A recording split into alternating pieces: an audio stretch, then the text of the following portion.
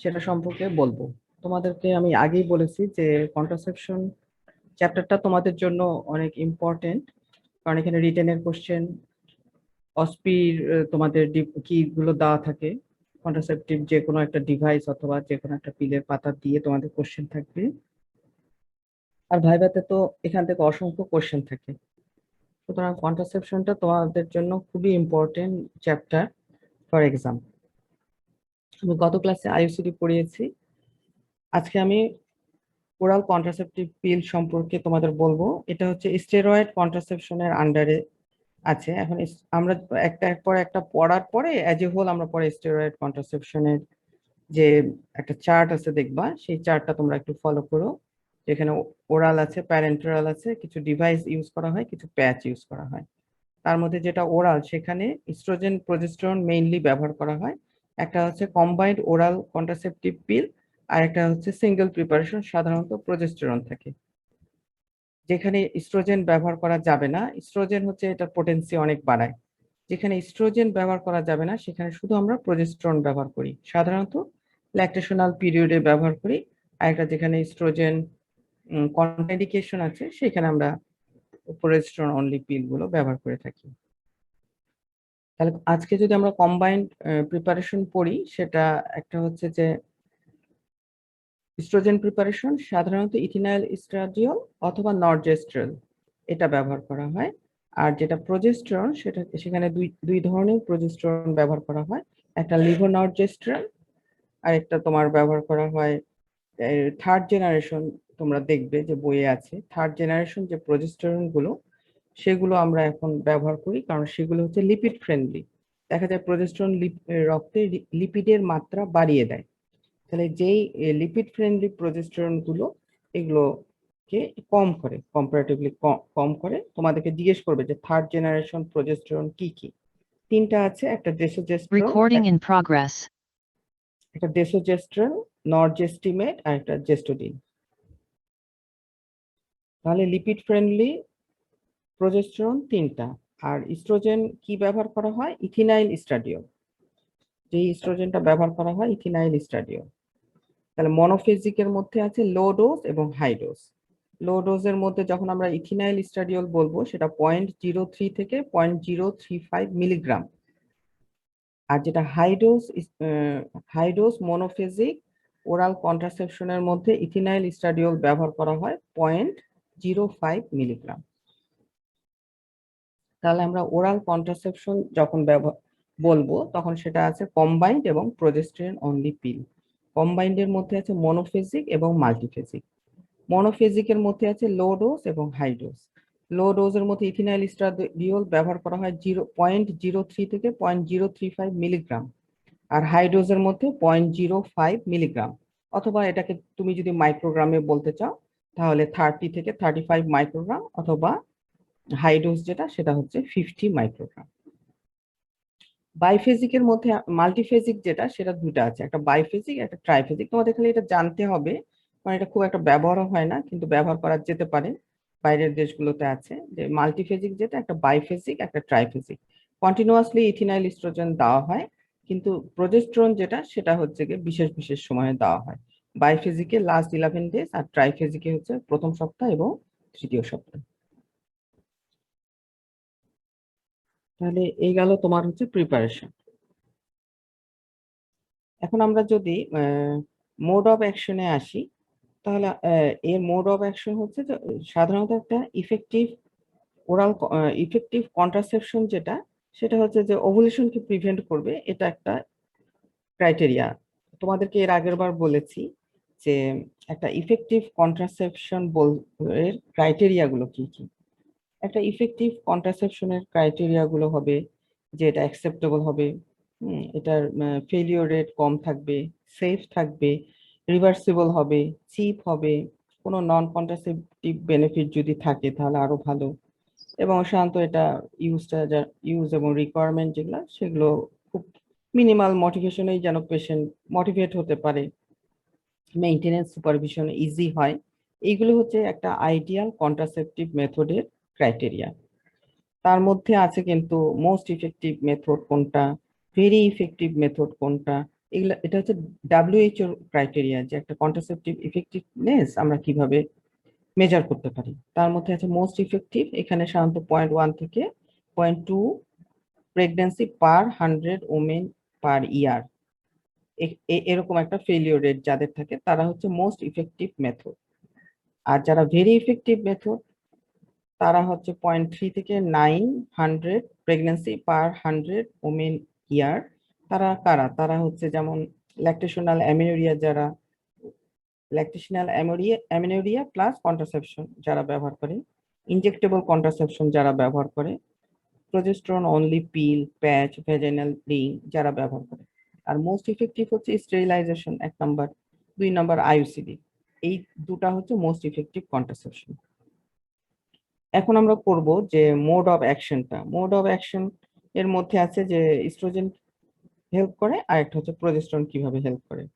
ইস্ট্রোজেনের কাজই হচ্ছে এফএসএইচ কে প্রিভেন্ট করা। একটা যেহেতু কন্টিনিউয়াস লেভেল অফ ইস্ট্রোজেন ব্লাডে মেইনটেইন হয়, সুতরাং আমরা জানি ওভুলেশনে কি প্রথম দিকে ইস্ট্রোজেন আসে, তারপরে যখন ওভুলেশনের সময় হয় তখন এলএইচ সার্জ আসে, তারপরে তখন প্রোজেস্টেরন রিলিজ হয়। তাহলে এইখানে ইস্ট্রোজেন যেটা করে যে প্রথমে যে এফএসএইচ সার্জটা হয়, এফএসএইচ এর যে লেভেলটা বাড়ে তাকে প্রিভেন্ট করে। তাহলে পিটুইটারি থেকে একটা মেনস্ট্রুয়াল সাইকেলে পিটুইটারি গ্ল্যান্ড থেকে, অ্যান্টেরিয়র পিটুইটারি গ্ল্যান্ড থেকে প্রথমে এফএসএইচ আসে, তাতে করে কি হয়, রিক্রুটমেন্ট অফ ওভারিয়ান ফলিকল হয়। কিন্তু এই যে ইস্ট্রোজেন যখন আমরা দিচ্ছি কন্টিনিউয়াস একটা সেম লেভেলে মেনটেন করছি, তখন ওখান অ্যান্টেরিয়র পিটুইটারি থেকে এফএসএইচটা কম আসে, লেভেল যেই লেভেলে আসা দরকার সেই লেভেলে আসে না। ফলে ইস্ট্রোজেন থাকার কারণে এফএসএইচ যদি না আসে তখন কি হবে, রিক্রুটমেন্ট অফ ওভারিয়ান ফলিকল এটা হবে না, তাদের যে একটা গ্রোথ স্পার্ট দরকার সেই গ্রোথ স্পার্টটা হবে না। আর প্রোজেস্টেরন যেটা থাকে কম্বাইন্ড কম্বাইন্ড ওরাল কন্ট্রাসেপটিভ পিল, যে প্রোজেস্টেরন প্রিপারেশনটা থাকে, ইউজুয়ালি তারা এলএইচ সার্চটাকে সাপ্রেস করে, হচ্ছে পিটুইটারি লেভেলে। এলএইচ সার্চ না হলে যদি বা কোনো রকমে ওভারিয়ান ফলিকল গুলো বাড়েও, তখন সেখানে ওভুলেশন হতে দিবেন, এলএইচ সার্চ না হলে ওভুলেশন হবে না। 2 নাম্বার হচ্ছে লোকালি তারা কিছু লোকালি যেই কাজ করে, যে ইস্ট্রোজেনের কারণে যে এন্ডোমেট্রিয়াল হাইপারপ্লেসিয়া হয়, এই প্রোজেস্টেরন সেটাকে প্রিভেন্ট করে। ফলে কি হয়, এন্ডোমেট্রিয়াল হাইপোপ্লেসিয়া হয়। 2 নাম্বার হচ্ছে তারা সার্ভাইকাল মিউকাসটাকে ঠিক করে দেয়। সার্ভাইকাল মিউকাস যদি ঠিক হয়ে যায় তখন কিন্তু সেখানে স্পার্ম পেনেট্রেশনটা হতে পারে না। এইভাবে এন্ডোমেট্রিয়াল হাইপারপ্লেসিয়া করে সার্ভাইকাল মিউকাসটাকে স্ক্যান্টি করে দেয় এবং ঠিক করে দেয়, ভিসিট হয়ে যায়, যার কারণে স্পার্ম পেনিট্রেশন হয় না। আরেকটা বলা যায় যে প্রোজেস্টেরন কিন্তু সবকিছুকে স্লো করে দেয়, যে মোটিলিটি সেটাকে স্লো করে দেয়। এই কারণে বলা হয় যে টিউবাল মোটিলিটিটাও স্লো হয়ে যায়, ফলে টিউবাল ট্রান্সপোর্টটা ডিলেট হয়। আর ইস্ট্রোজেন প্রোজেস্টেরন গুলো এইভাবে কাজ করে to prevent ovulation, sperm penetration, and যদি বা জাইগোট ফর্মেশন হয়ে যায় সেটার ট্রান্সপোর্টটাকে ডিলে করে তারা ইমপ্ল্যান্টেশন হতে দেয় না।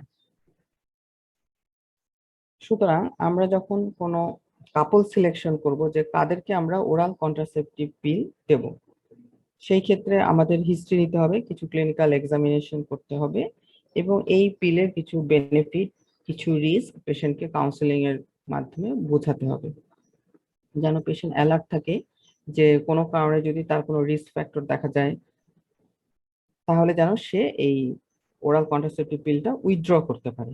সেই জন্য আমরা কি হিস্ট্রি নিব, যে যেগুলোতে একেবারেই দেওয়া যাবে না সেই ধরনের কোনো কন্ডিশন এই পেশেন্টটার আছে কিনা, যেমন তাদের হাইপারটেনশন আছে কিনা, থাকলে সেটা কন্ট্রোল নাকি আনকন্ট্রোল। যার সিভিয়ার হাইপারটেনশন, আনকন্ট্রোল হাইপারটেনশন, তাকে আমরা ওরাল কন্ট্রাসেপটিভ পিল দেব না। যার ডায়াবেটিস আছে তাকে আমরা দেব না। সাধারণত ডায়াবেটিস কন্ট্রোলে আছে, এজ 35 এর কম, তাদেরকে আমরা low dose contraceptive pill advice করতে পারি। সেই ক্ষেত্রে ডায়াবেটিসের হিস্ট্রিটা নিতে হবে, কন্ট্রোল নাকি আনকন্ট্রোল। যার মাইগ্রেইন আছে সাথে ফোকাল নিউরোলজিক সিমটম আছে, তাকেও আমরা ওরাল কন্ট্রাসেপটিভ পিল দেব না। যার হিস্ট্রি অফ স্ট্রোক আছে, আর্টারিওভেনাস থ্রম্বোসিস আছে, তাদেরকে দেওয়া যাবে না। এছাড়া যাদের অ্যাক্টিভ লিভার ডিজিজ আছে, অ্যাক্টিভ জন্ডিস আছে, অথবা লিভার টিউমারের কোনো টিউমার অথবা কার্সিনোমার হিস্ট্রি আছে, তাদেরকেও কিন্তু আমরা ওরাল কন্ট্রাসেপটিভ পিল একেবারেই দিব না। এবং সাসপেক্টেড প্রেগন্যান্সি, তারপর ব্রেস্ট ফিডিং এর সময় ইস্ট্রোজেন ব্রেস্ট ফিডিং ল্যাকটেশন যে প্রোল্যাকটিন লেভেলটাকে কমায় রাখে, সেই কারণে তখন ল্যাকটেশনাল প্রবলেম হবে। এই কারণে ব্রেস্ট ফিডিং মাদারকে আমরা কম্বাইন্ড ওরাল কন্ট্রাসেপটিভ পিলটা দেব না। সাসপেক্টেড প্রেগন্যান্সি তো অবশ্যই দেব না। এবং মেজর সার্জারির সময়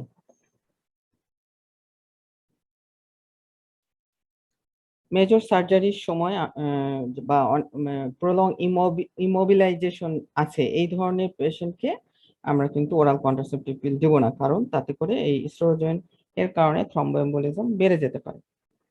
এবং যে কোনো ইস্ট্রোজেন ডিপেন্ডেন্ট নিওপ্লাজম যেমন ব্রেস্ট ক্যান্সার, সেখানে কিন্তু কম্বাইন্ড ওরাল কন্ট্রাসেপটিভ পিল দেওয়া যাবে না ডিউ টু ইস্ট্রোজেন। ইস্ট্রোজেন এখানে তার জন্য ক্ষতিকারক।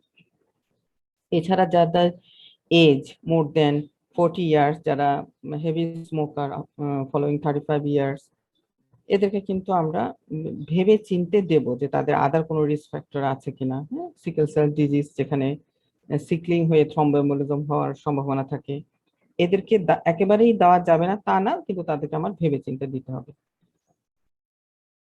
যাদের আনএক্সপ্লেইন ভ্যাজাইনাল ব্লিডিং আছে, লিভার টিউমার আছে, অথবা যারা হেভি স্মোকার, সুতরাং তাদেরকে আমার ভেবে চিন্তে দিতে হবে। আর যাদের দিতে কোনো সমস্যা নাই, সেই ধরনের পেশেন্টরা হচ্ছে যে সাধারণত 40 ইয়ার্স এর নিচে, যারা অ্যাবর্শনের পরে বা যে কোনো ধরনের এসটিডি, এইচআইভি এগুলি যাদের আছে, যাদের প্রিভিয়াস হিস্ট্রি অফ একটোপিক আছে, তাদেরকে আমরা কিন্তু ইজিলি কম্বাইন্ড ওরাল কন্ট্রাসেপটিভ পিল দিতে পারি, কারণ তাদের অন্যগুলা যেমন দেওয়া যাবে না, তাই না, আইইউসিডি দেওয়া যাবে না, endometriosis, dysmenorrhoea, pelvic inflammatory disease, epilepsy, thyroid disease, varicose vein, এগুলোতে দেওয়া যাবে। টিবি, পিনাইন ব্রেস্ট ডিজিজ, এগুলোতে কিন্তু কম্বাইন্ড ওরাল কন্ট্রাসেপটিভ পিল দেওয়া যাবে না।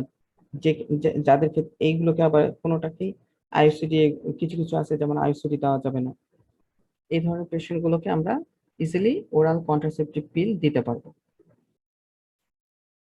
কিছু কিছু ক্ষেত্রে দেখা যায় যে এই ইস্ট্রোজেন প্রজেস্টেরন এরা কোথায় গিয়ে মেটাবোলাইজড হয়, লিভার এবং কিডনিতে। সুতরাং এমন কিছু কন্ডিশন যেখানে যেখানে দেখা যাচ্ছে যে ইস্ট্রোজেন প্রজেস্টেরনের মেটাবলিজম বেড়ে যাবে, সেই ক্ষেত্রে আমাদেরকে যেটা করতে হবে যে তখন তাদেরকে আমার high dose oral contraceptive pill দেওয়া লাগতে পারে। যেমন যারা ধরো অ্যান্টি এপিলেপটিক ড্রাগ খাচ্ছে, তারা কি করে, লিভার এনজাইম ইন্ডাকশন করে, লিভার এনজাইম বাড়ায় দেয়। সেই ক্ষেত্রে যারা অ্যান্টি এপিলেপটিক ড্রাগ খাচ্ছে, অ্যান্টি ফাঙ্গাল ড্রাগ খাচ্ছে, তাদেরকে তাদেরকে ওরাল কন্ট্রাসেপটিভ পিল দেওয়া যাবে না, বা দিতে গেলেও আমার ডোজটা বাড়িয়ে দিতে হবে। যারা ব্রড স্পেকট্রাম অ্যান্টিবায়োটিক খাচ্ছে, তারা কিন্তু এই যে অ্যাবজর্পশন রেটটাকে কমায় ফেলিওর রেটটা বাড়ায় দিতে পারে, প্রেগনেন্সি হয়ে যেতে পারে। এই জন্য তাদেরকে আমার তখন হয় অন্য একটা মেথডে সুইচ করতে হবে, অথবা এটা হাই ডোজ পিল, ওই ওই সময়কার জন্য তাকে আমার হাই ডোজ পিল দিতে হবে। এখন যখন একটা পেশেন্ট আসবে, তাকে দেওয়া যাবে কিনা সেটা আমি হিস্ট্রি নিব, এক্সামিনেশন করব। আমি কি এক্সামিনেশন করতে পারি, পারভেজানাল এক্সামিনেশন করে পার অ্যাবডোমিনাল করব যে কোনো ইউট্রাইন লাম্প বা অন্য কোনো টিউমার আছে কিনা। পারভেজানাল এক্সামিনেশন করে দেখব কোনো আনএক্সপ্লেইন ব্লিডিং আছে কিনা। এবং তার আমি একটা ভালো হয় সার্ভাইকাল সাইটোলজি যদি করে নেই, যে সিআইএন, সিআইএন বলতে আমরা বুঝি সার্ভাইকাল ইন্ট্রা এপিথেলিয়াল নিওপ্লাসিয়া, এটা হচ্ছে একটা pre cancerous condition of the cervix. সুতরাং এটা করে নিলে আমরা দেখবো যে কোনো প্রি ক্যান্সারাস কন্ডিশন আছে কিনা। তাহলে এগুলো হিস্ট্রি নিব, ক্লিনিক্যাল এক্সামিনেশন করব, কিছু ইনভেস্টিগেশনের মধ্যে এই যে বললাম প্যাপস্মিয়ার দেখা হয় সার্ভাইকাল ইন্ট্রাএপিথেলিয়াল নিওপ্লেসিয়া দেখার জন্য। তাহলে এগুলি দেখে নিয়ে আমরা তাদেরকে পিল প্রেসক্রাইব করব। সাধারণত এটা 21 ডেজ চলে, আর 7 ডেজ অফ রাখি। তাতে করে কি হয়, এই হরমোন উইথড্রল ব্লিডিং হয়, এতে করে মেনস্ট্রুয়েশনটা রেগুলার হয়। হ্যাঁ, এবং মেনস্ট্রুয়েশনের ফ্লো যেটা, সেটা খুব বেশি হেভি হয় না, পেশেন্টের জন্য এটা সুদিং হয়। সুতরাং 3 weeks on and 1 week off এই মেথডে দিতে পারি। অথবা যে কন্টিনিউইটি মেনটেন করার জন্য, এই যে 1 উইক অফ থাকবে, অনেকে হয়তো সেটা বুঝতে পারবে না, অনেকে হয়তো 5 দিনের মাথায় গিয়ে আবার শুরু করবে, অথবা অনেকে 10 দিন পরেও ভুলে যাবে যে আবার নতুন করে একটা পাতা শুরু করতে হবে। সেই জন্য এই যারা সাধারণত ইলিটারেট, তাদের দেখা যায় যে ক্যারি অন মেথডটা রাখার জন্য এই 7 দিনে আমরা একটা ডামি পিল দিয়ে রাখি, সাধারণত ফেরাস ফিউমারেট দিয়ে রাখা হয় যেন কন্টিনিউটি মেনটেন করার জন্য, যেন তারা নেক্সট যে পিলের পাতাটা সেটা খেতে ভুলে না যায়। এই কারণে আজকাল যেটা করা হয় যে ওই 7 ডেজে তারা ফেরাস ফিউমারেট খায়। আর যে নতুন ভাবে শুরু করবে সে কবে থেকে শুরু করবে? সে শুরু করবে ফার্স্ট ডে অফ সাইকেল। যে কোনো মেনস্ট্রুয়াল সাইকেল থেকে শুরু করবে সে তো 7 দিনের মাথায় 14 দিনের মাথায় শুরু করবে না, তাহলে কবে থেকে শুরু করবে? শুরু করবে first day of the menstrual cycle.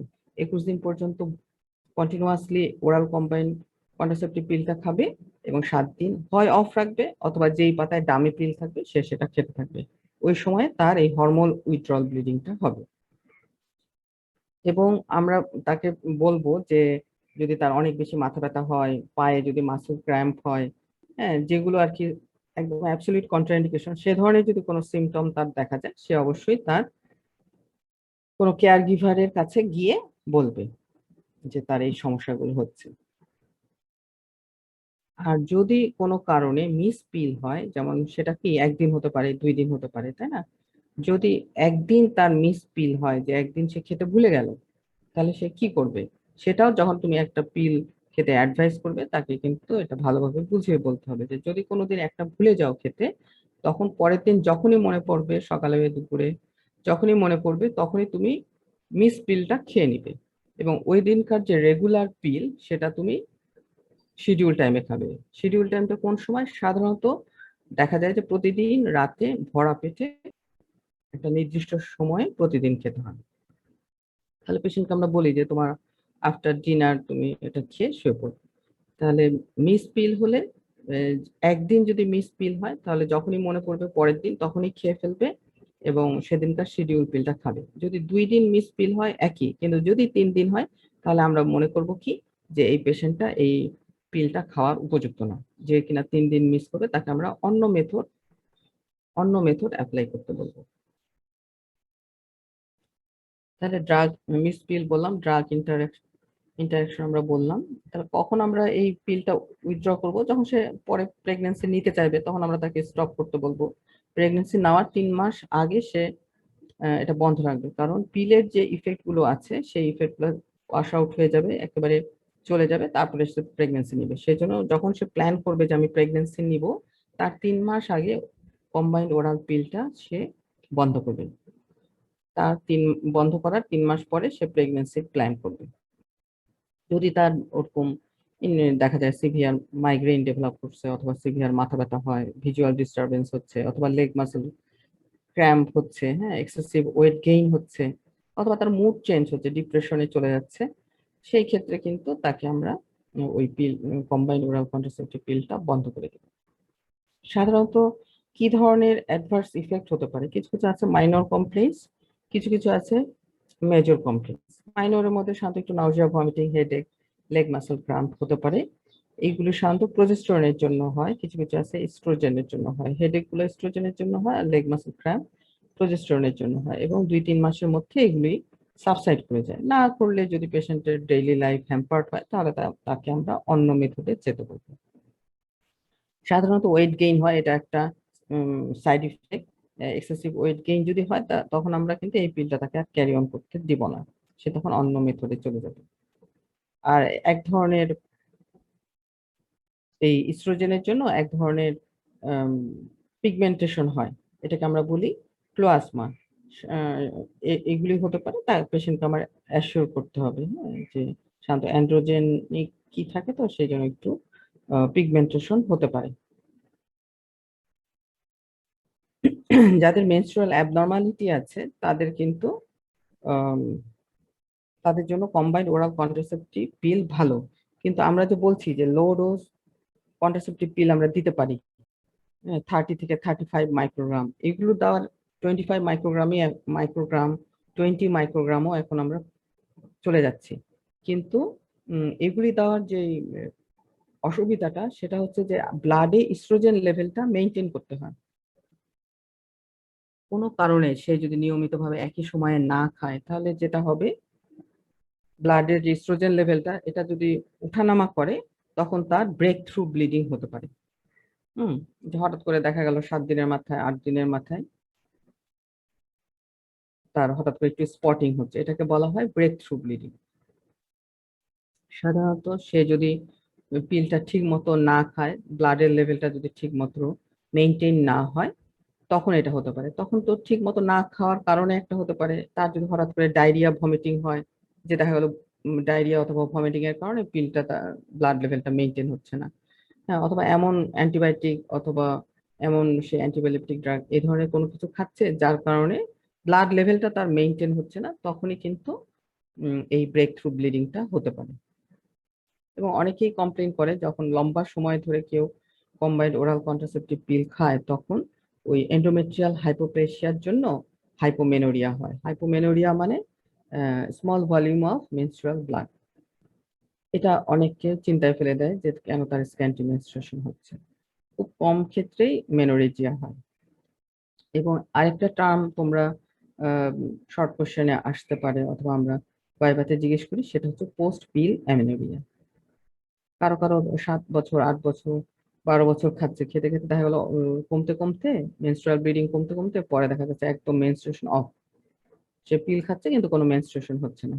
যদি এটা 6 মাসের বেশি থাকে, তখন আমরা তাকে বলবো পোস্ট পিল অ্যামেনোরিয়া।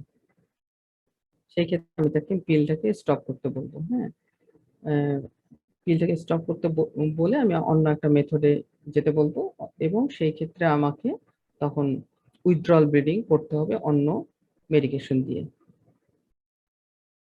এবং সে যদি এই 6 মাস পিল না খায়, দেখবা যে স্পন্টেনিয়াসলি এন্ডোমেট্রিয়াল গ্রোথ হয়ে আবার তার মেনস্ট্রুয়েশন নিজে নিজেই ন্যাচারালি চলে আসে।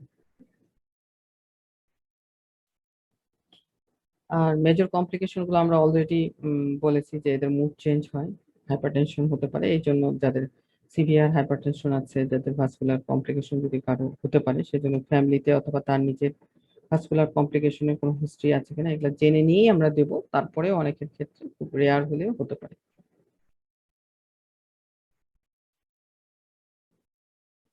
আচ্ছা, এখন এই ধরনের একটা ওরাল কন্ট্রাসেপটিভ পিলের কি কি বেনিফিট আছে সেটা আমরা জানবো। কম্বাইন্ড ওরাল কন্ট্রাসেপটিভ পিলের বেনিফিট, বেনিফিট যেটা মেনস্ট্রুয়াল বেনিফিট কি, এটা হচ্ছে রেগুলার মেনস্ট্রুয়াল সাইকেল করে। রেগুলার মেনস্ট্রুয়াল সাইকেল করে, মেনস্ট্রুয়েশনটা তাহলে কন্ট্রোলে থাকলো, ওভুলেশন বন্ধ রাখার কারণে তার যে পারপাস সেটা সার্ভ হয়। আর কিছু আছে নন কন্ট্রাসেপটিভ বেনিফিট। নন কন্ট্রাসেপটিভ বেনিফিট যেটা, সেটা এই দেখা যায় যে আমরা অনেক গাইনোকোলজিক্যাল হ্যালো, অনেক গাইনোকোলজিক্যাল প্রবলেমে আমরা এই ওরাল কন্ট্রাসেপটিভ পিলটা অ্যাজ এ মেডিকেশন ব্যবহার করি। যেমন সিভিয়ার যাদের ডিসমেনোরিয়া আছে, ওভুলেটরি সাইকেল গুলো সাধারণত একটু পেইনফুল হয়। ব্রেস্ট পেইন হতে পারে, লোয়ার অ্যাবডোমিনাল ইউট্রাইন ক্র্যাম্প হতে পারে, লেগ মাসল ক্র্যাম্প হতে পারে ডিউ টু ওভুলেশন। সুতরাং ওভুলেশন প্রিভেন্ট করলে এই ডিসমেনোরিয়াটা হবে না। যে কিনা প্রেগন্যান্সি চাচ্ছে না, সাথে তার এরকম সিভিয়ার ডিসমেনোরিয়া হচ্ছে, তাকে কিন্তু আমরা ওরাল কন্ট্রাসেপটিভ পিল দিয়ে ওভুলেশনটাকে স্টপ করে এই ডিসমেনোরিয়াটা প্রিভেন্ট করি। যার মেনোরেজিয়া হচ্ছে, আমরা কি পড়লাম, এন্ডোমেট্রিয়াল হাইপোপ্লেসিয়া হচ্ছে, মেনস্ট্রুয়াল ব্লাড লস কম হচ্ছে। সুতরাং যাদের মেনোরেজিয়ার প্রবলেম আছে, এন্ডোমেট্রিওসিসের জন্য যাদের সিভিয়ার পেইন হয়, পিআইডির জন্য যাদের সিভিয়ার পেইন হয়, তাদেরকে আমরা কিন্তু এই oral contraceptive pin as a medication দিয়ে আমরা তাদের এই ডিসমেনোরিয়া, মেনোরেজিয়া এগুলোকে প্রিভেন্ট করতে পারি। যার ফাইব্রয়েড আছে, স্মল একটা ফাইব্রয়েড, তার জন্য মেনোরেজিয়া হচ্ছে, তাকে কিন্তু আমরা এই ওরাল কন্ট্রাসেপটিভ পিল ব্যবহার করে তাকে আমরা এই তার যে লোয়ার অ্যাবডোমিনাল পেইন সেটা বন্ধ করতে পারি।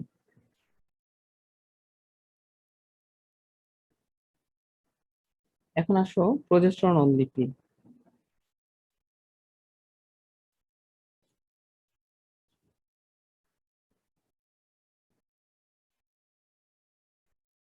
প্রজেস্টেরন অনলি পিল এর মধ্যে সাধারণত আছে যেটা ওরাল, সেটা হচ্ছে এটাকে আমরা সাধারণত পপ বলি। প্রজেস্টেরন অনলি পিল সাধারণত এটা ল্যাকটেশনাল পিরিয়ডে দেওয়া হয়। কিছু আছে প্যারেন্টারাল, যেমন ডিপোমেড্রোক্সিপ্রোজেস্টেরন অ্যাসিটেট, আর একটা আছে নট এথিস্টোন ইনামটেট। আর একটা আছে ইমপ্ল্যানম, যেখানে লেভোনরজেস্ট্রল ব্যবহার করা হয়, সেটা হচ্ছে সাবকিউটেনিয়াসলি একটা ডিভাইস দিয়ে দেওয়া হয়। আরেকটা তোমরা অলরেডি জেনেছো যে আমরা ইন্ট্রাইউটেরাইন কন্ট্রাসেপটিভ ডিভাইসে লেভোনরজেস্ট্রল ইমপ্ল্যান্ট করে সেটা আমরা ইন্ট্রাইউটেরাইন ডিভাইস হিসাবে ব্যবহার করি। তাহলে প্রজেস্টেরন অনলি কন্ট্রাসেপশনের মধ্যে আছে ওরাল প্রজেস্টেরন অনলি পিল, একটা প্যারেন্টেরাল যেটা আমরা সাধারণত আইএম দিয়ে থাকি অথবা সাবকিউটেনিয়াস দিই। যেটা সাবকিউটেনিয়াস সেটাকে বলা হয় ইমপ্ল্যান্ট। ইমপ্ল্যান্টের মধ্যে আমাদের দেশে এখন যেটা ব্যবহার করছে একটা রড অথবা দুইটা রড, সেটাকে বলা হয় ইমপ্ল্যানন।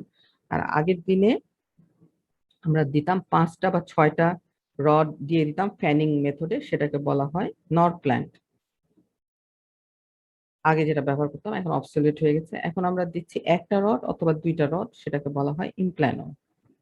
প্রজেস্টেরন অনলি পিল যেটা, সেটা হচ্ছে সার্ভাইকাল মিউকাসকে থিক এবং ভিসকাস, এটার মাধ্যমে স্পাম পেনেট্রেশনটাকে প্রিভেন্ট করে এবং এন্ডোমেট্রিয়াল হাইপোপ্লাসিয়া করে।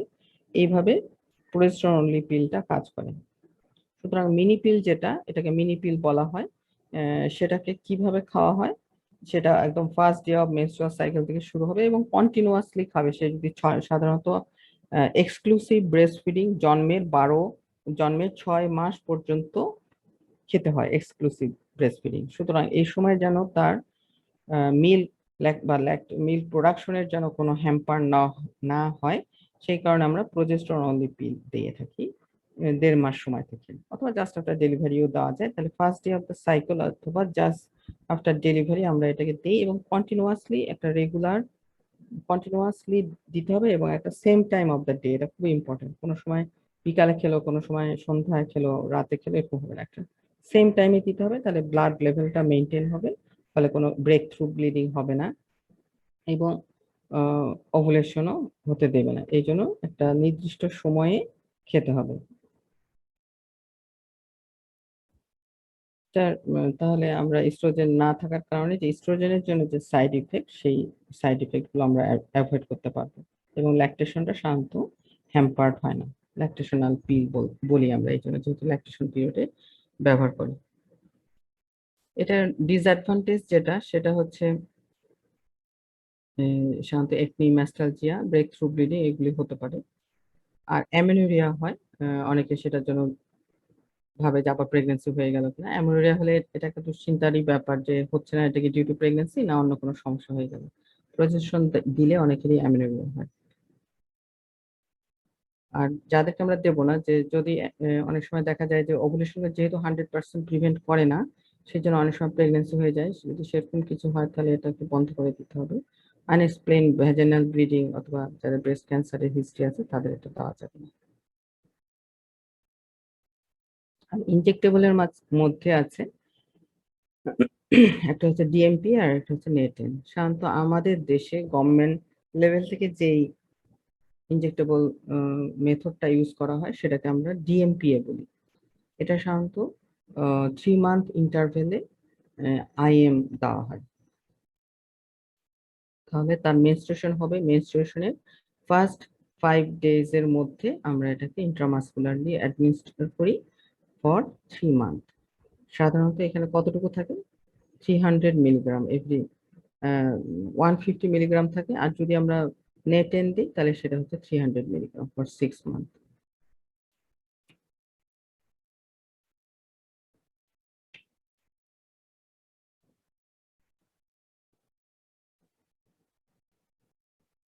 এখন নতুন কিছু এসেছে যেটা ডাব্লিউএইচওর মাধ্যমে আমাদের দেশ পেয়েছে।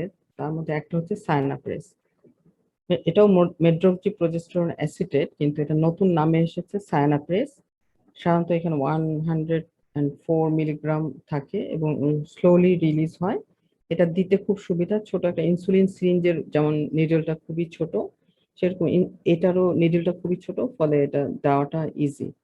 সেম জিনিস ডিএমপি এর যা প্রিপারেশন সেটাই, কিন্তু আম, এটা একটা এনজিওর ইন্টারন্যাশনাল এনজিওর মাধ্যমে আমরা এটা ব্যবহার করছি। এটা একটা নাম আছে সায়ানাপ্রেস। এটা কিন্তু তোমাদেরকে রিটেনে না আসলেও ভাইভাতে জিজ্ঞেস করতে পারি, অথবা অস্পিতে তোমাদের এরকম একটা ডিভাইস দিয়ে দিতে পারে, তোমরা যেন তখন বুঝতে পারো সেই জন্য এটা কিন্তু বইতেও ছবি দেওয়া আছে, এটার নাম হচ্ছে সায়ানাপ্রেস।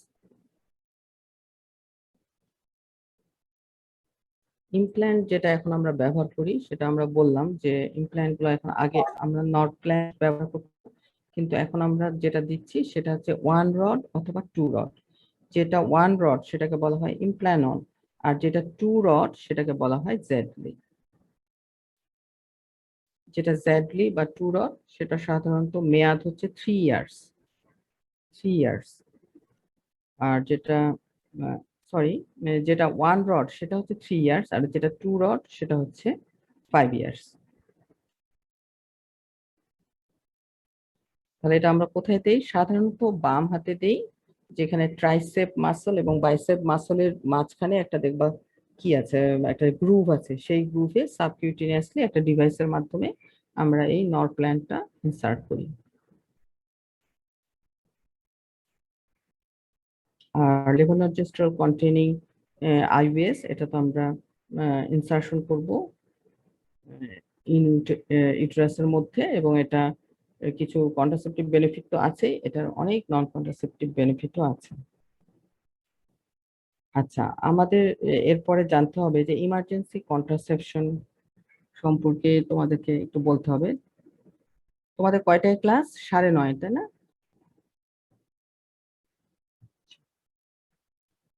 তাহলে তোমাদেরকে আর কি থাকলো?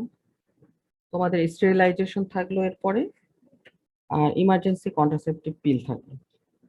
তোমরা আমাকে গত দিনের পড়া দাও। তোমাদের মধ্যে যার রোল 101 সে কি এসছো? 101 রোল। জি ম্যাম। আচ্ছা, তুমি গত ক্লাসে ছিলে? ম্যাম আমি তখন ছিলাম না। আচ্ছা, গত ক্লাসে কি 80 রোল ছিলে? 80 রোল আছো আজকে? জি ম্যাডাম। ম্যাডাম আমি গত ক্লাসে ছিলাম না, হঠাৎ করে ক্লাসটা ছিল তো ম্যাডাম, ইনফর্ম ছিলাম না। গত ক্লাসে কে ছিল একজন বলো। আমরা যে ইন্ট্রাইউটেরাইন ডিভাইস দেই, কোন সময় এই ইন্ট্রাইউটেরাইন ডিভাইসটা দেই? যাকে দেব তার কিছু ইন্ডিকেশন আছে, কন্ট্রা ইন্ডিকেশন আছে। এটা আমরা হিস্ট্রি নিয়ে এক্সামিনেশন করে দেখার পরে যখন আমি চিন্তা করলাম যে ওকে আমি দেব, কোন সময় দেব? গত ক্লাসে যে ছিলে একজন বলো। প্রপার্টি ইনসারশনের টাইম কখন?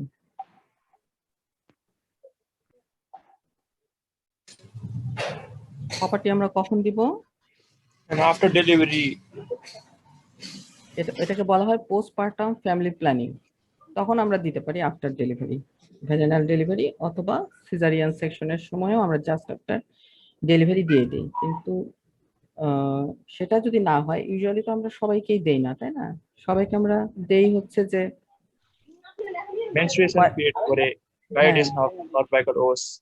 হ্যাঁ, মেনস্ট্রুয়েশনের সময় দিব কোন সময়? 2 to 3 ডেজ, সেকেন্ড থার্ড ডেতে দেই। কারণ দিলে কি হয়, ওই সময় সার্ভাইকাল অসটা একটু ওপেন থাকে, সেই সময় ইনসার্শন করাটা ইজি। আর এখনকার যেই কপারটি বা অন্যান্য যে ডিভাইসগুলো আছে সেগুলো ওপেন, ঠিক আছে? সেগুলো সাধারণত আগে এক্সপালশন রেটটা অনেক হাই ছিল, এখন হচ্ছে এক্সপালশন রেটটা অনেক লো। সুতরাং আমরা যদি সেকেন্ড থার্ড ডে অফ মেনস্ট্রুয়েশনে দেই, তাহলে ইনসারশনটা ইজি হয় এবং এক্সপালশন রেটটা সাধারণত কম হয়। আর কখন দিতে পারি? জাস্ট অ্যাবর্শন, অথবা কেউ এমআর করলো, অথবা আমি একটা ডিএনসি করলাম অ্যাবর্শনের পর, তখনই আমরা হয়তো এই এমআর ডিএনসি করার পর সাথে সাথে দিয়ে দিতে পারি। আর এটা কখন দিতে পারি? কারোর সাথে কাউন্সিলিং করে রাখলাম যে হ্যাঁ, তোমার ডেলিভারির পরে তুমি যদি কোনো মেথড নিতে চাও, তুমি কি কপারটি নিবে কিনা, সেই সময় আমরা দিয়ে দিতে পারি। তাহলে 3 সময় দিই। একটা হচ্ছে second third day of menstruation, আর একটা ডে হচ্ছে just after D and C or menstrual regulation, abortion, MVA, এগুলি জাস্ট আফটার প্রসিডিওরটা করে ওই একই সিটিং এ আমি কপারটিটা পড়াই দিতে পারি। আরেকটা হচ্ছে যে জাস্ট আফটার ডেলিভারি, সেটা সিজারিয়ান সেকশন হতে পারে অথবা ভ্যাজাইনাল ডেলিভারি হতে পারে। এই 3 সময় আমরা ইনসারশন করতে পারি। আরেকটা এখন আমাকে বলো,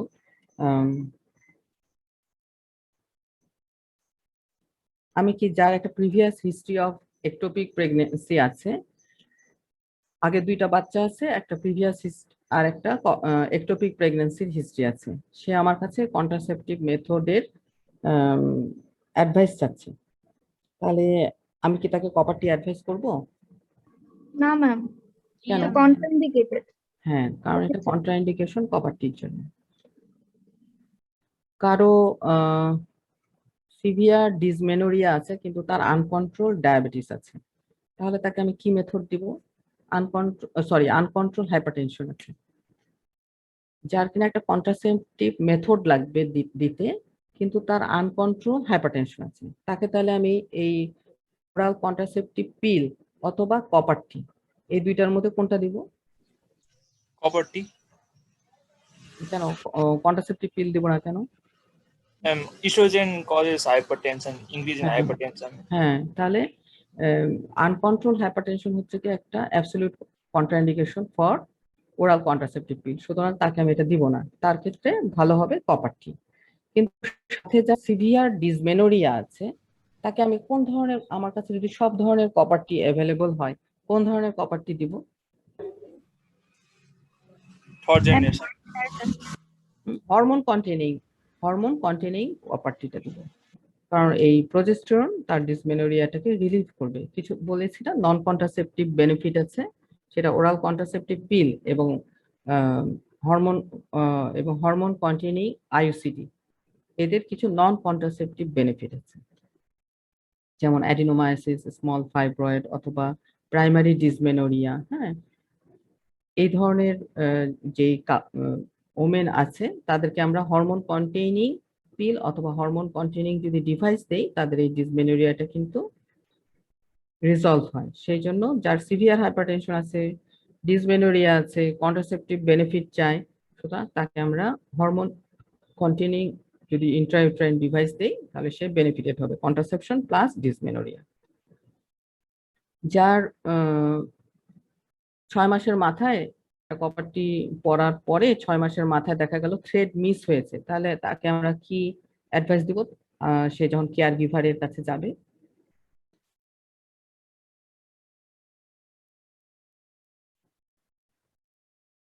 কপারটি পরানোর পরে তো আমি বলে দিয়েছি তাকে যে এটা তুমি পরেছো, এখানে একটা সুতা আছে, প্রতি মেনস্ট্রুয়েশনের পরে তুমি ফিল করবে যে তুমি সুতাটা পাও কিনা, তাহলে সুতাটা পেলে আমরা কি বুঝবো যে কপারটিটা ইনট্যাক্ট আছে। এখন 6 মাসের মাথায় গিয়ে দেখলো যে সে থ্রেডটা আর পাচ্ছে না, তাহলে এটার ইন্টারপ্রিটেশন কি কি হতে পারে? Pregnancy. হ্যাঁ, প্রেগন্যান্সি হয়ে গেল, হয়ে ইউট্রাস বড় হয়ে গেল, সুতাটাও উপরে উঠে গেল, তাই না? এটা একটা হতে পারে। Coiling of the copper wire. Copper wire তো কপারটির সাথে না না, পেঁচানো আছে। থ্রেডটা coil up. হ্যাঁ, পারফোরেশন হতে পারে।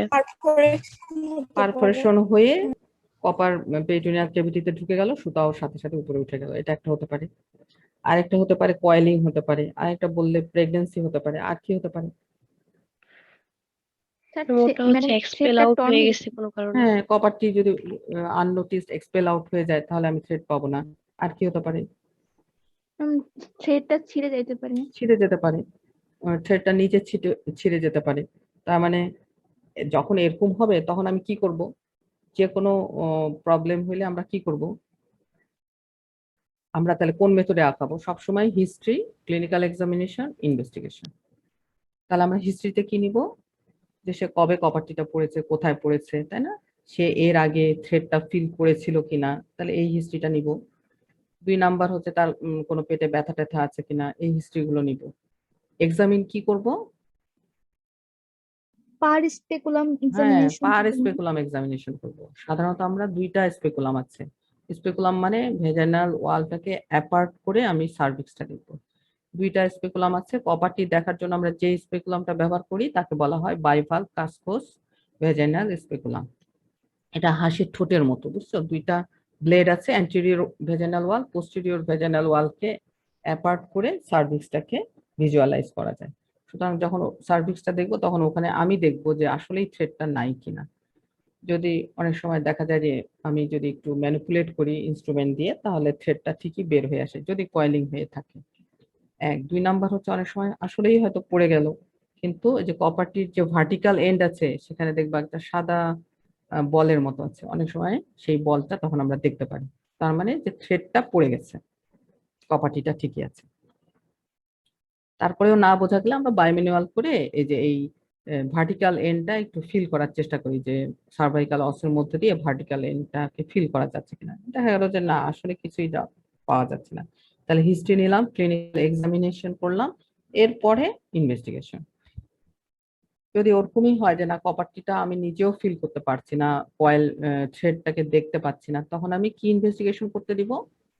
USC স্ট্রেট এক্স-রে, আল্ট্রাসোনোগ্রাম, হ্যাঁ, আল্ট্রাসোনোগ্রাম করতে স্টেথোস্কোপি। দেওয়া যায়, এক্সরে করা যায়, হিস্টোস্কোপি করা যায়। তাহলে যেটা আমাদের জন্য যেটা যে এই তিনটা করা যায়, তাহলে আমাদের জন্য ইজি কোনটা? আল্ট্রাসোনোগ্রাম। আল্ট্রাসোনোগ্রাম করলে, এক্সরে করলে দুটাতেই বলবে যে কপারটি আছে অথবা নাই, কিন্তু আল্ট্রাসোনোগ্রামের বেনিফিট যেটা, সেটা বলবে যে সেটা কি ইউটেরাসের ভেতরে আছে না ইউটেরাসের বাহিরে, মানে পারফোরেট হয়ে ভেতরে গেছে। আল্ট্রাসোনোগ্রাম আমাকে এই তথ্যটাও দিতে পারবে। এই কারণে আমার আল্ট্রাসোনোগ্রাম করাটা বেশি ইজি, মানে ইনফরমেটিভ। এই জন্য আমি আল্ট্রাসোনোগ্রাম, এক্সরে, হিস্টোস্কোপি তিনটাই করতে পারি। হিস্টোস্কোপি করলে তো অবশ্যই ভালো, কিন্তু হিস্টোস্কোপি তো সব জায়গায় অ্যাভেলেবল না, তাই না? হিস্টোস্কোপি করে আমি দেখবো যে হ্যাঁ, কপাটিটা ভেতরেই আছে, তখন আমি কি করবো, ওই একই সিটিংয়ে কপাটিটা বের করে আনতে পারবো। আর আল্ট্রাসোনোগ্রামে আমাকে বলবে হ্যাঁ, কপাটিটা ভেতরে আছে, ইউটেরাসের ভেতরেই আছে, তখন আমাকে কি করতে হবে? তখন আমাকে তাকে লিথোটমি পজিশন বোঝো? লিথোটমি পজিশন ma'am. হচ্ছে যে লেগ রেস্ট থাকে, তার উপরে পা দুটা তুলে দিয়ে ওয়েল ভিজুয়ালাইজেশন হয়। তখন আমি কাসকোস স্পেকুলাম দিয়ে একটা স্ট্রেইট আর্টারি ফোরসেপ দিয়ে কপারটির ওই যে ভার্টিক্যাল এন্ডটা ধরে বের করে আনবো। আর এক্সরে যদি করে তাহলে তো সে শুধু বলবে যে হ্যাঁ, কপারটিটা আছে। যদি প্রেগন্যান্সি হয়, কপারটিটা উপরে উঠে গেছে, তাহলে আমি কি মেজার নিব? ম্যাম ওটা তো ডেলিভারির সময় এক্সপেল হয়ে যাবে। অ্যাসিওর করতে হবে, ঠিক আছে, তোমার এই প্রপার্টিটা সাথেই আছে, তোমার কনসেপ্টাসের সাথেই আছে, এখন এটা খোঁচাখুচি করে বের করতে গেলে তোমার কনসেপশনও নষ্ট হয়ে যাবে, অনেক ব্লিডিং হবে, ইনফেকশন হবে, সুতরাং এটা ভেতরে থাকলে কোনো সমস্যা নাই, তাকে আমি অ্যাসিওর করবো। এবং এটা পরবর্তীতে ডেলিভারির সময় বের হয়ে গেল কিনা এটা আমাকে চেক করে পেশেন্টকে দেখাই দিতে হবে। এই তুমি প্রতিবার যে কপারটিটা বের করতেছো, অবশ্যই পেশেন্টকে দেখাতে হবে যে হ্যাঁ, এই জিনিসটা তোমার ছিল ভিতরে, আমি তখন বের করে দিয়েছি। তাহলে যদি প্রেগনেন্সি হয়, তাহলে তাকে আমার অ্যাসিওর করতে হবে, ডেলিভারির সময় ওটা বের করে পেশেন্টকে আমাকে শো করতে হবে যে কপারটিটা বের হয়ে গেছে। আর যদি পারফোরেশনই হয়ে গেল, এখন পারফোরেশনের রেট খুবই কম, যদি হয়েই যায় তাহলে কি করব? সার্জারি করবো, ল্যাপারোস্কোপি করে ল্যাপারোটমি করে নিয়ে আসবো ওটা ভিতর থেকে। যদি রেখে দিতাম তাহলে কি লাভ হতো, মানে অথবা ক্ষতি হতো? ইনফ্লামেশন হয়ে যেত। হ্যাঁ, কারণ কপারের কাজ হতে ইনফ্লামেশন করা। তাহলে যদি ইন্ট্রাপেরিটোনিয়ালি কপারটিটা থাকে, তাহলে সে ওখানেও ইনফ্লামেটরি রিঅ্যাকশন করে সেখানে ওমেন্টাম, ইন্টেস্টাইন এগুলোর সাথে অ্যাডিশন হয়ে আরো খারাপ অবস্থা করবে। এই কারণে ল্যাপারোটমি অথবা ল্যাপারোস্কোপি করে আমাকে এই কপারটিটা বের করে আনতে হবে। আচ্ছা, থ্যাংক ইউ। নেক্সট ক্লাসে আমরা বাকিটুকু পড়বো।